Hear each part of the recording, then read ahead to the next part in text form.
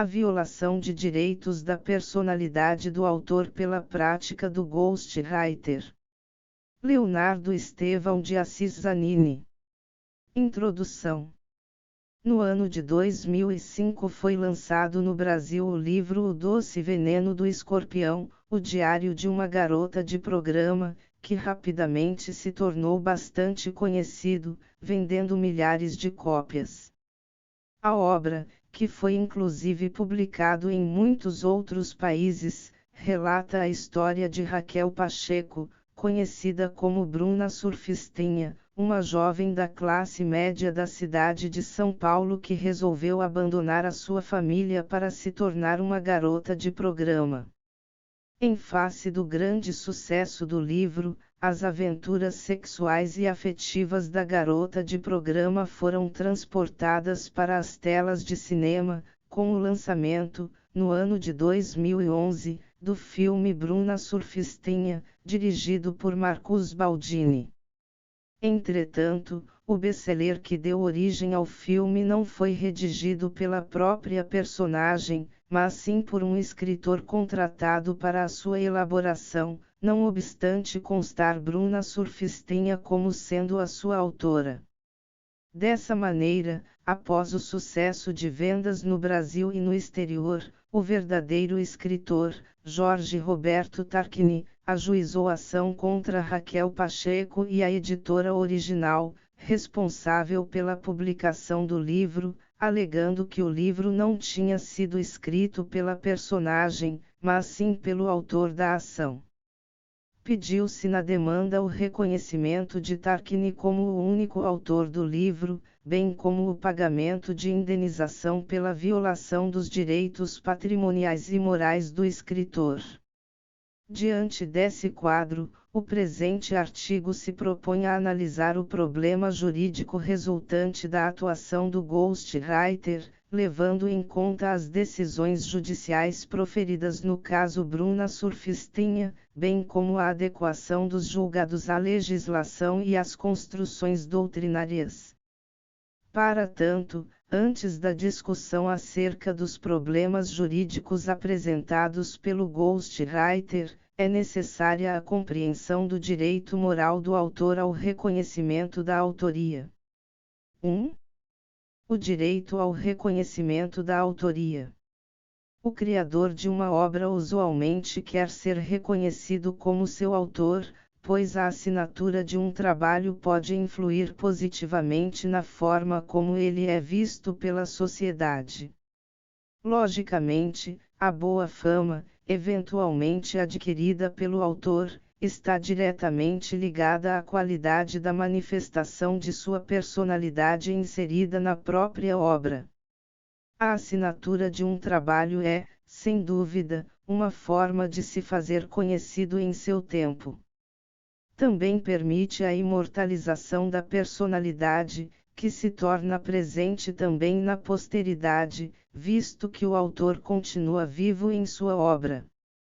Com efeito, mesmo antes do surgimento da legislação protetiva, a ligação da obra ao nome do autor já tinha a função de garantir a defesa contra falsários, que encontravam maiores dificuldades para lesar o autor de uma obra assinada. Michelangelo, por exemplo, procedeu desse modo ao completar sua obra Pietà, no ano de 1501, uma vez que prontamente assinou seu nome. Pois bem, na medida em que a proteção do autor foi evoluindo, percebeu-se que o reconhecimento da autoria, também conhecido como direito de paternidade do autor, consistia no ponto mais fundamental e menos contestado dessa tutela, visto que diretamente ligado ao direito geral da personalidade. O direito ao reconhecimento da autoria é, então, no quadro dos direitos da personalidade do autor, o tema central de proteção. Tanto é assim que, conforme ensina Schinelato, não se encontrou nenhuma legislação que não o reconheça, pois é considerado um dos primeiros e mais importantes direitos morais do autor. Nesse contexto, O direito ao reconhecimento da autoria protege a vinculação personalística existente entre o autor e a obra. Encontra previsão expressa na Lei 9.610/98, Legislação sobre Direitos Autorais, a qual estabelece que o autor tem o direito moral de reivindicar, a qualquer tempo, a autoria da obra, bem como de ter seu nome, pseudônimo ou sinal convencional indicado ou anunciado, como sendo o do autor, na utilização da obra, art. 24, e segunda. Ademais, o art. 12 da mesma lei prevê ainda que o autor de obra literária, artística ou científica, para se identificar como tal, poderá usar de seu nome civil, completo ou abreviado até por suas iniciais, de pseudônimo ou qualquer outro sinal convencional. Por fim, faz-se necessário lembrar que o autor é considerado pela lei como a pessoa física criadora de obra literária, artística ou científica, art. 11 da Lei 9.610/98. 2. A argumentação utilizada nas decisões judiciais do caso Bruna Surfistinha. Feitas as observações anteriores de ordem teórica, é certo que na jurisprudência brasileira não é muito comum o exame e a apresentação de discussões voltadas especificamente para o tema do direito de paternidade sobre uma obra. Apesar disso, no caso Bruna Surfistinha, os problemas do direito de paternidade e do ghostwriter foram o objeto principal da discussão, o que justifica a presente análise. Pois bem, a demanda foi proposta pelo escritor Jorge Roberto Tarquini, que pretendia ver reconhecido o seu direito à paternidade exclusiva sobre a obra O Doce Veneno do Escorpião, não obstante ter celebrado com a editora Corré, editora original, um contrato de cessão de direitos autorais. Argumentou o autor que para a criação do livro foram necessárias pesquisas de campo e entrevistas com a Corré Raquel.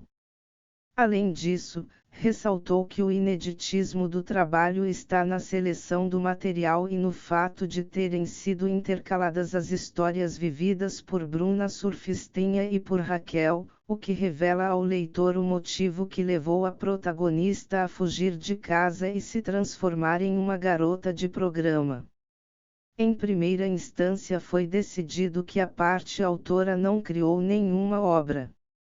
O magistrado asseverou que a simples tarefa de redigir os acontecimentos vivenciados pela Corré Raquel e pela personagem por ela inventada não podia ser qualificada como qualquer tipo de produção literária, artística ou criativa. A sentença então qualificou a atividade do escritor como a de um mero prestador de serviços, julgando improcedente o pedido. Em sede de apelação, o Tribunal de Justiça de São Paulo ponderou que a editora Corré contratou os serviços do escritor para, na condição de ghostwriter, organizar os fatos e as histórias contadas pela Corré Raquel e, a partir daí, redigir o livro que foi publicado. Aliás, o voto do relator evidenciou em que consistiu o trabalho da parte autora no seguinte trecho. O recorrente, por sua vez, com a sua grande habilidade profissional, pôde transformar todo o referido conteúdo recebido em um sucesso editorial, mas justamente prestando o serviço de transportar para a forma escrita as palavras e sentimentos emitidos pela recorrida Raquel, bem como, posteriormente, escolhendo as histórias e as ordenando de forma a trazer um conteúdo de mistério e envolvimento ao leitor, captando o espírito do próprio gênero literário e desenvolvendo com eficiência o próprio trabalho para o qual foi contratado.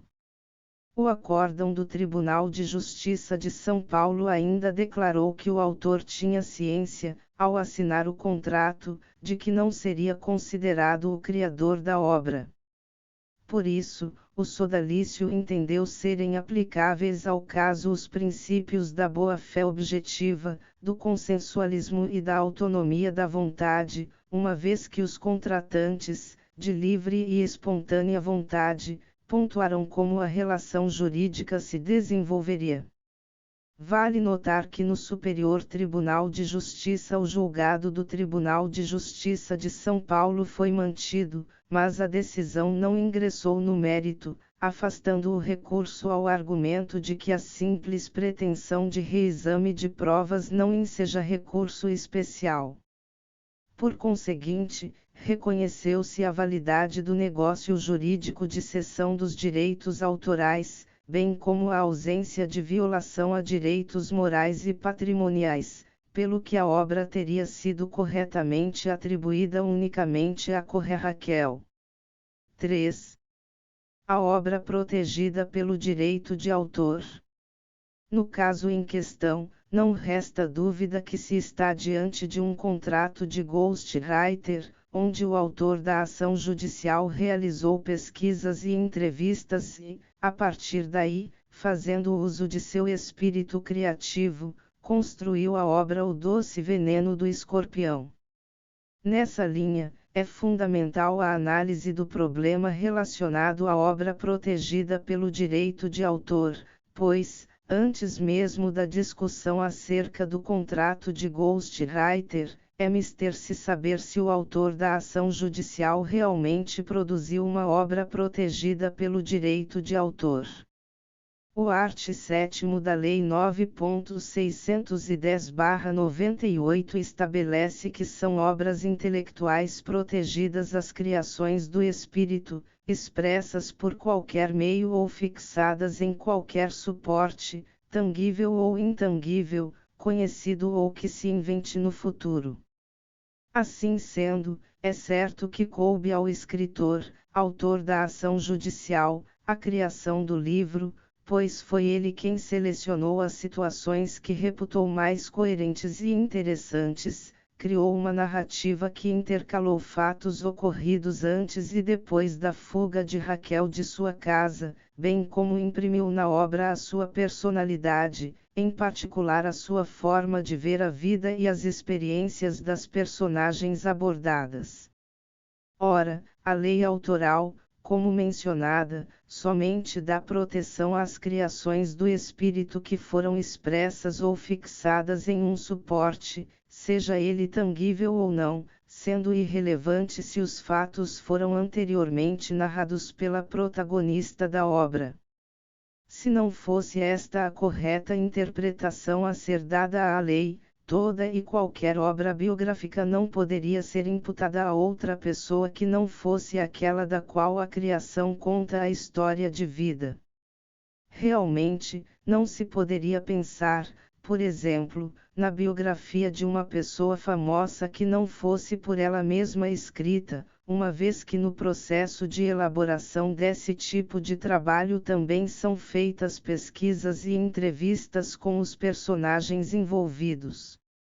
Igualmente, seria inadmissível uma biografia póstuma, ou seria necessário atribuir a biografia póstuma à própria pessoa já falecida. Desse modo, ainda que a colheita do material para a criação do livro tenha vindo em grande parte dos relatos da Corrêa Raquel, coube ao escritor todo o trabalho de produção da obra, incluindo aí a ideia de intercalar momentos diferentes da vida da protagonista, o que certamente encontra proteção na lei autoral brasileira, conforme dispõe o art. 7º da Lei 9.610/98. Ademais, deve-se ainda notar que a proteção à obra intelectual abrange o seu título, se original e inconfundível com o de obra do mesmo gênero, art. 10 da Lei 9.610/98, mais um argumento que reforçaria a tese do autor da ação, haja vista que o título dado à obra, O Doce Veneno do Escorpião, o diário de uma garota de programa, preenche os requisitos mencionados. 4. As convenções sobre o direito de paternidade e a figura do ghostwriter. 4.1 Considerações iniciais. As convenções envolvendo o direito ao reconhecimento da autoria são um assunto que tem causado muito desconforto entre os estudiosos. Elas são muito frequentes no âmbito da edição literária, mas também estão presentes no campo do audiovisual. No caso em questão, não há dúvida acerca da existência de uma convenção na qual o escritor contratado pela editora alienou o texto elaborado a Raquel Pacheco, que ficou conhecida pelo público como a autora do referido livro. Esse tipo de problema não é nenhuma novidade, já existia antes mesmo do surgimento do direito de autor. De fato, na Antiguidade Clássica as convenções sobre o direito de paternidade já eram objeto de disputas. Muito comuns eram os casos em que um autor se despojava completamente do seu direito de paternidade sobre a obra, transferindo-o a outra pessoa, como se a autoria fosse meramente um direito de propriedade. Com o aperfeiçoamento da matéria, particularmente com o desenvolvimento dos direitos da personalidade, o problema passou a ser levado aos tribunais, onde os magistrados se viam diante de um dilema. Por um lado, o autor tem o direito de se manter anônimo, o que vincula aqueles que adquirem o direito de utilização da obra. Mas por outro lado, o autor não perde o direito ao reconhecimento da autoria, também chamado de direito de paternidade, ainda que tenha renunciado expressamente. E vale ressaltar que mesmo a ideia de anonimato é provisória, pois o autor pode se revelar a qualquer tempo ao público. Assim sendo, a validade das cessões do direito de paternidade por meio dos contratos conhecidos como de nègre, em francês, ou ghostwriter, em inglês, nos quais um autor aceita a atribuição da paternidade de seu trabalho a outra pessoa, autor aparente, é matéria bastante discutível, trazendo principalmente à tona o problema da renúncia aos direitos da personalidade do autor, art. 27 de Lei 9.610/98. 4.2 Os primeiros passos da doutrina e da jurisprudência. Uma das primeiras demandas sobre a matéria envolveu os escritores Alexandre Dumas e Auguste Maquet e foi levada à Corte de Paris, onde se decidiu que o nome do autor poderia ser objeto de todo tipo de estipulação, admitindo-se inclusive sua omissão no título, desde que assim tivesse sido convencionado. A admissão de cláusulas abdicativas ao direito de paternidade também pode ser encontrada em outras decisões francesas, mesmo após a Lei de 1957. Isso ocorreu, por exemplo, em uma ação em que se pretendia o reconhecimento do direito de Julia Daudet, esposa de Alphonse Daudet, de figurar como coautora dos livros de seu marido. No julgado foi evidenciado que a vontade comum do casal levou à publicação das obras em nome apenas de Alphonse Daudet. Na doutrina, uma das primeiras tentativas de solucionar o impasse foi apresentada em 1935, por Michel Desnoyers, o qual entendia que deveriam ser declarados nulos os contratos em que ambas as partes tinham a intenção de enganar o público com a indicação de uma pessoa que não era o verdadeiro autor da obra. Em contrapartida, ainda com fundamento nos bons costumes e no interesse da coletividade, o estudioso advertia que deveriam ser tidos como válidos os contratos onde não restasse evidente a intenção de enganar o público. A concepção, entretanto, peica justamente no ponto em que leva em consideração o interesse público como critério balizador da validade dos contratos de ghostwriter. é que o eventual interesse da coletividade não passa de um elemento externo à contratação, que não guarda nenhuma relação com o direito de autor, cujo objetivo não é a proteção de produtos comerciais, nem a regulamentação da concorrência desleal e muito menos a tutela dos direitos do consumidor, mas sim a proteção da personalidade do criador. Dessa forma, por se tratar de um critério que nada tem a ver com o direito de autor, a ideia de se invalidar os contratos de ghostwriter com base no interesse da coletividade foi abandonada. Por conseguinte, na linha do direito francês, não há espaço para a admissão da referida concepção no ordenamento jurídico brasileiro, visto que o sistema pátrio fundamenta a solução desse problema nos direitos da personalidade do autor, também conhecidos como direitos morais do autor, conforme será visto a seguir. 5. O direito de paternidade e o ghostwriter no caso Bruna Surfistinha. Superada a discussão acerca da existência de uma obra protegida pelo direito de autor, passa-se propriamente ao problema da convenção de ghostwriter. Seguindo o entendimento dominante na Alemanha e na França, fica claro que é possível o não exercício do direito de paternidade por parte do autor, o que guarda paralelo com o direito ao anonimato. Nessa senda, como é admissível o não exercício do direito de paternidade por meio do anonimato, não haveria, em princípio, nenhum impedimento a que o autor deixasse de manifestar sua autoria e permitisse que outrem a assumisse. A situação não pode ser comparada com a renúncia ao direito de paternidade, vedada pela lei, art. 27 da Lei 9.610/98, visto que o que se está defendendo é simplesmente o seu não exercício.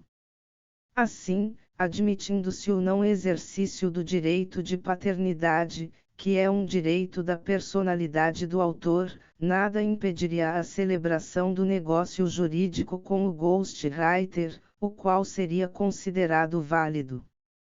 Entretanto, como o autor não pode renunciar ao direito de paternidade, cabendo-lhe o direito de reivindicá-lo a qualquer tempo, independentemente dos direitos patrimoniais e mesmo depois de sua cessão, é certo que eventual contratação envolvendo o direito de paternidade tem caráter precário ou provisório. Em realidade, o que ocorre é uma contratação onde o verdadeiro criador permite que terceiro seja tido temporariamente como autor, aparente, surgindo aí meramente uma obrigação de não fazer, obligatio ad non faciendum, consistente em não reivindicar a paternidade da obra por um determinado lapso de tempo, que, por segurança, para que se evite discussões posteriores, deve ser expressamente prevista no contrato. Desta feita, com a expressa previsão contratual, que obviamente não pode significar renúncia à paternidade, deve o verdadeiro autor se omitir no que toca à reivindicação da autoria por determinado período. Decorrido o prazo, é possível a reivindicação da paternidade, não cabendo ao outro contratante o direito ao pagamento de perdas e danos, visto que houve respeito à boa-fé e aos prazos estabelecidos contratualmente. Outro sim, no que toca à precariedade da contratação, acredita-se que é cabível no direito brasileiro, tal qual foi proposto por Rosenberg no direito alemão, a limitação ao prazo máximo de 5 anos. Não seria então possível a pretensão de silêncio do verdadeiro autor quanto à paternidade da obra por prazo superior a 5 anos, findo o qual seria possível o reconhecimento da autoria sem nenhuma consequência obrigacional negativa para o verdadeiro criador da obra. Ademais, o prazo de 5 anos decorre do próprio espírito da lei autoral brasileira, que não permite a cessão de direitos de autor sobre obras futuras por prazo superior a 5 anos, art. 51 da Lei 9.610/98, nem a transferência a terceiros dos direitos patrimoniais, quando não houver estipulação contratual escrita, por prazo superior a 5 anos, art. 49, terceira da Lei 9.610/98. Assim sendo, se nestas hipóteses não é possível a cessão por prazo superior a 5 anos, também não se poderá pretender, por analogia, que a contratação de obrigação de não fazer, consistente em não reclamar a autoria e permitir que ela seja atribuída a outra pessoa, possa superar o prazo de 5 anos. Aliás, entendimento contrário poderia significar a própria renúncia ao direito de paternidade, o que não é admissível, visto que o direito ao reconhecimento da autoria faz parte do núcleo irrenunciável dos direitos da personalidade do autor. Em suma, entende-se que quando o autor se obriga a não reivindicar a paternidade de determinada obra, autorizando sua publicação anônima ou em nome de outra pessoa, não há que se falar em renúncia ao direito de paternidade, mas sim em não exercício desse direito. A contratação é válida, entretanto, o não exercício do direito de paternidade ficará sempre vinculado a um prazo expressamente previsto no contrato, nunca superior a 5 anos. Findo o prazo estabelecido ou decorrido o prazo de 5 anos, ficará livre o autor para reivindicar a paternidade da obra, não havendo que se falar em pagamento de perdas e danos.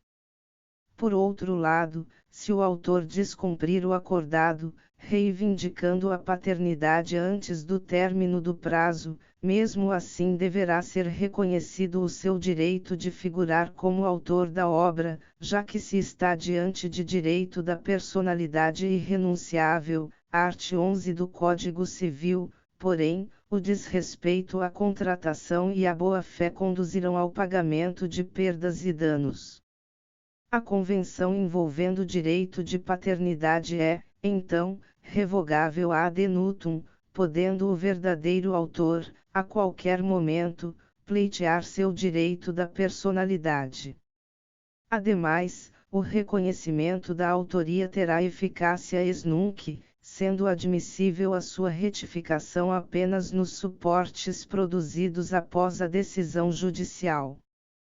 Por fim, o deferimento do pedido de reconhecimento da paternidade da obra não tem o condão de alterar a contratação engendrada no que toca ao direito de utilização da obra, de maneira que o autor terá seu nome ligado ao trabalho por ele criado, mas se cedeu totalmente os direitos de utilização da obra, não será admissível qualquer pretensão pecuniária no que diz respeito aos direitos patrimoniais. 6. Notas sobre o ghostwriter no direito estrangeiro. 6.1. O ghostwriter na Alemanha. Na Alemanha, os estudiosos também se debruçaram sobre o assunto, apresentando várias teorias para tentar justificar os contratos de ghostwriter. Entre as propostas, podemos citar a de Hans-Georg Stahls, que, no livro Der Ghostwriter im Deutschen Recht, admite a validade desses contratos se na obra for expressa a personalidade daquele que não é o seu verdadeiro autor. Eine vertragliche Gestattung ist zulässig, wenn sich der Ghostwriter bei seinen Schaffen an der Persönlichkeit des Dritten orientiert hat. Coloca ainda como condicionante a existência de correspondência entre a personalidade daquele que está assumindo a autoria e o estilo e conteúdo do trabalho. Todavia, a maioria da doutrina alemã considera que tese de Stahls é muito ampla, abrindo um leque muito extenso e perigoso de exceções à proibição da renúncia ou transferência do direito de paternidade. De fato, os estudiosos alemães têm entendimento convergente no que toca às necessidades práticas relacionadas ao tema, reconhecendo que as convenções que atingem a intransmissibilidade dos direitos da personalidade do autor devem ser tratadas com muita prudência. Ademais, nos casos em que admitem a contratação da manutenção do silêncio do autor quanto ao seu direito de paternidade, ponderam, segundo proposta de Ozenberg, que o acordo não poderá superar o prazo de 5 anos. Tal limitação temporal resulta da aplicação por analogia do 41(4) da URG, o qual prevê a impossibilidade de renúncia antecipada do direito de retirada e a proibição de seu não exercício por mais de 5 anos. Dietz e Peukert não deixam de lembrar as condições apresentadas por Stahls para a admissão de negócios jurídicos envolvendo o direito de paternidade.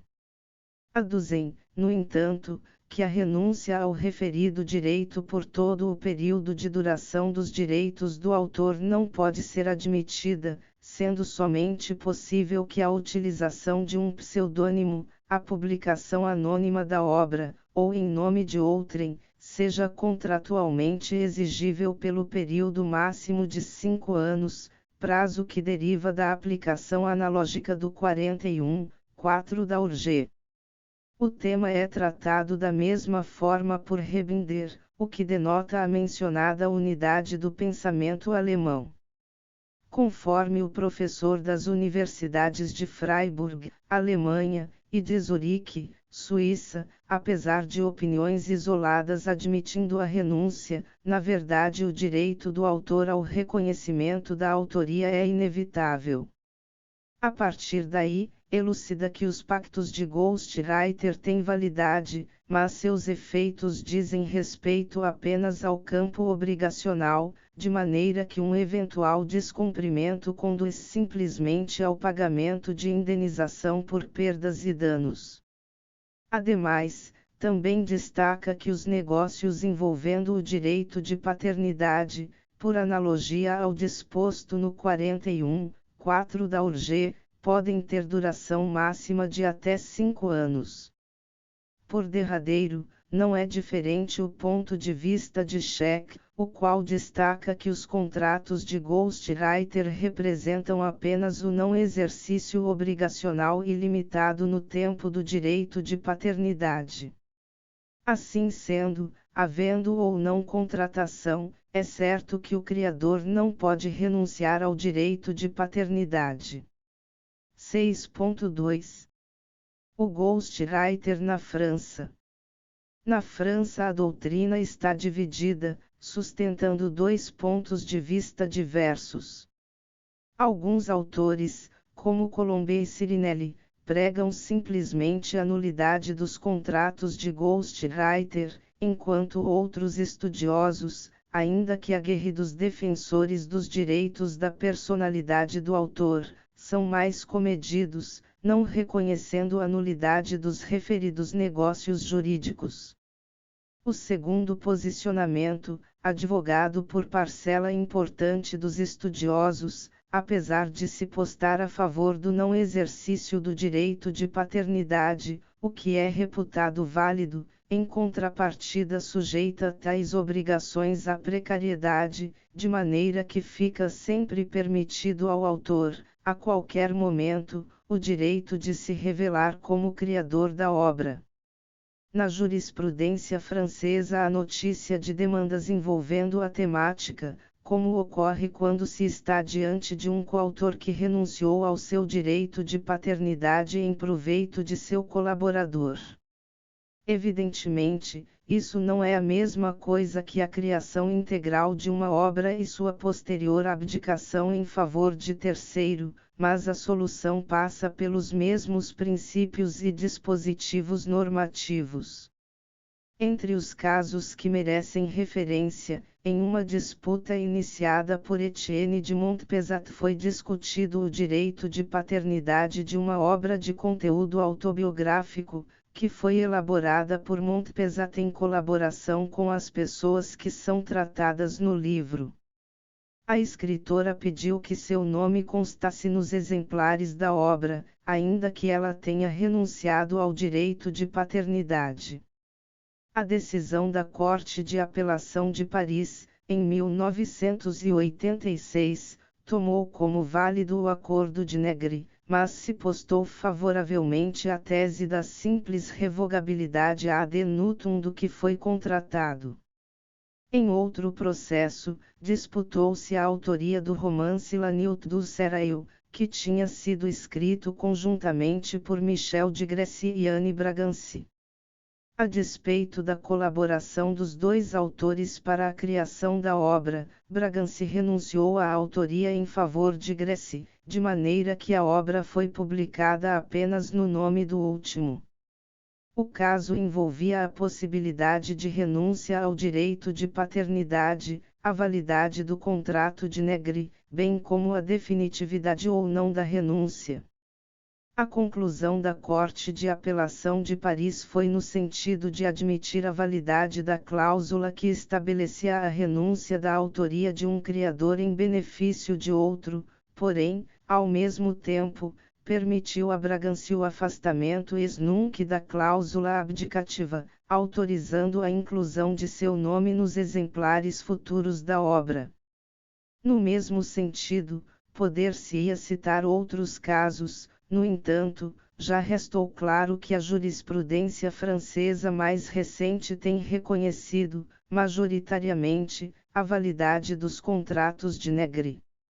Em contrapartida, autoriza que o acordo entabulado seja revogado ad nutum, cujos efeitos serão sentidos somente a partir do momento em que o negócio jurídico foi denunciado. E essa mesma lógica, conforme ensina Gautier, também deve ser aplicada às oficinas de escrita, ateliers de écriture, que se utilizam do trabalho anônimo de vários autores para redigir textos para uma equipe de autores identificados, situação que deve ser tratada com todo rigor pelos juízes, para que se coíbam novas formas de servidões pessoais. 7. Considerações finais. Diante dos estudos apresentados, é certo que as decisões judiciais do caso Bruna Surfistinha se pautarão pela inexistência da produção de uma obra intelectual por parte do escritor. Esse foi o caminho mais simplista para a resolução da disputa judicial, ou seja, considerou-se que o escritor não produziu uma obra passível de proteção, pois os julgados entenderam que a obra foi produzida pela protagonista Raquel. A despeito das decisões judiciais, foi demonstrado no presente trabalho que o escritor da obra realmente produziu um trabalho digno de proteção pelo direito de autor, o que afasta integralmente a fundamentação exposta nos julgados. Aliás, se for traçado um paralelo com notícias jornalísticas, nelas os acontecimentos não são criados pelo jornalista, mas se protege a criação jornalística pelo fato do jornalista ter criado um texto relatando os fatos. E isso não é muito diferente do ocorrido no caso Bruna Surfistinha. Desse modo, deve-se admitir a existência de uma obra protegida produzida pelo escritor, o que transfere o problema para a questão da contratação de um escritor fantasma. Pois bem, ao ghostwriter faz-se mister o reconhecimento dos direitos de paternidade e de reivindicação da autoria da obra, o que assegura a proteção ao verdadeiro criador intelectual. Nessa senda, quando o verdadeiro autor se obriga a não reivindicar a paternidade de determinada obra, autorizando sua publicação anônima ou em nome de outra pessoa, não há que se falar em renúncia ao direito de paternidade, mas sim em não exercício desse direito. A contratação é válida, entretanto, o não exercício do direito de paternidade ficará sempre vinculado a um prazo expressamente previsto no contrato, não superior a 5 anos. Findo o prazo estabelecido, ou decorrido o prazo de 5 anos, ficará livre o verdadeiro autor para reivindicar a paternidade da obra, não havendo que se falar em pagamento de perdas e danos.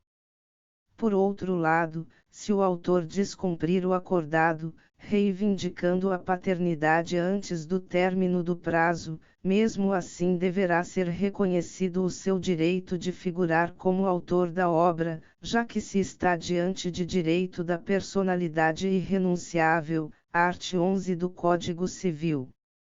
Todavia, o desrespeito à contratação poderá levar ao pagamento de perdas e danos. Nesse contexto, fica evidente que a convenção envolvendo o direito de paternidade é revogável ad nutum, podendo o verdadeiro autor, a qualquer momento, pleitear seu direito da personalidade. Ademais, o reconhecimento da autoria terá eficácia ex nunc, sendo admissível a sua retificação apenas nos suportes produzidos após a decisão judicial, solução que se apresenta como a mais razoável para todos os envolvidos na contratação. Outrosim, o deferimento do pedido de reconhecimento da paternidade da obra não tem o condão de alterar a contratação engendrada no que toca ao direito de utilização da obra, de maneira que o autor terá seu nome ligado ao trabalho por ele criado, mas se cedeu os direitos de utilização da obra, eventual pretensão pecuniária será regida pelas disposições estabelecidas na contratação realizada. Por conseguinte, não resta dúvida que as proposições apresentadas divergem, em grande medida, dos julgados proferidos pelo Poder Judiciário, pois se permite ao escritor fantasma a possibilidade de reivindicar, a qualquer momento, a autoria da obra produzida, o que está em consonância com os direitos da personalidade do autor, que constituem o núcleo fundamental da proteção autoral. E para além da tutela dos direitos da personalidade do autor, a solução aqui apresentada também é dotada de caráter pedagógico, visto que inibe a contratação de escritores fantasmas, na medida em que sobre o contratante sempre pairará dúvida acerca da possibilidade de reivindicação a qualquer momento da autoria, o que pode colaborar para a redução da prática da contratação de ghostwriter, bem como até promover a sua consequente extinção no longo prazo.